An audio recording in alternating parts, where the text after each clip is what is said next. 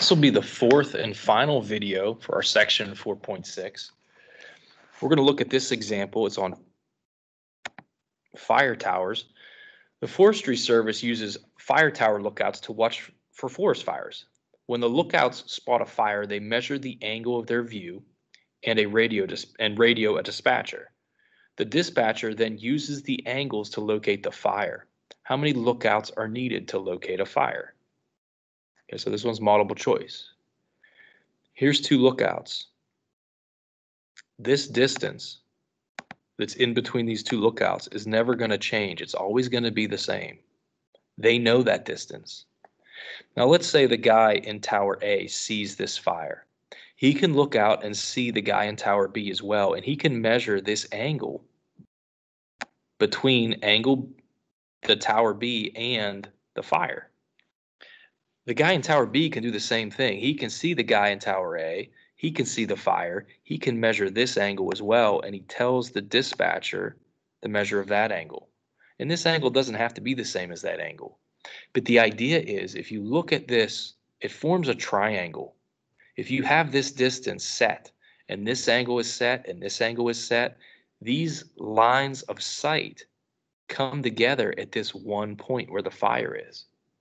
It's impossible to come up with two different triangles if you have these three pieces of information. The dispatcher has this distance. The dispatcher gets this angle and this angle from those lookout people in the tower.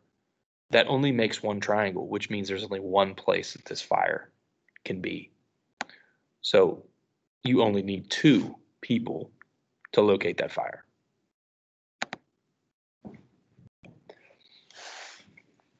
Here's another proof. We want to show that these two triangles are congruent. They're telling you that segment XR bisects segment QT. Here's segment XR. If it bisects segment QT, that means those are the same. So I'm going to put this in my proof. I don't really feel like writing it. You need to write it, but there's some given. Now, what does that mean? What does bisect mean? You got to use your definition of bisect to get these congruent parts. So you know that segment QM is congruent to this segment. Segment QM is congruent to segment TM by definition of bisect. Now, they're also telling you that M is the midpoint of segment XR. So again, I'm cheating. You're not allowed to do that, but I am. That's given information. If something is given to you as a term, like midpoint, the next thing you should do is define what that means. What does it mean to be a midpoint? Okay, well, let's look at our picture. If M is the midpoint of segment XR, doesn't that mean this distance and this distance are the same? So that's what you need to say. Midpoint means that segment XM is congruent to segment RM. We have two pairs of congruent sides right now.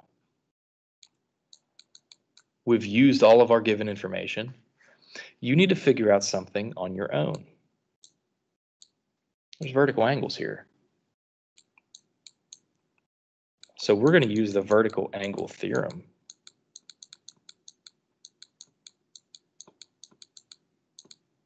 to say that these two angles must be congruent. So let's name them. We'll call this angle XMQ.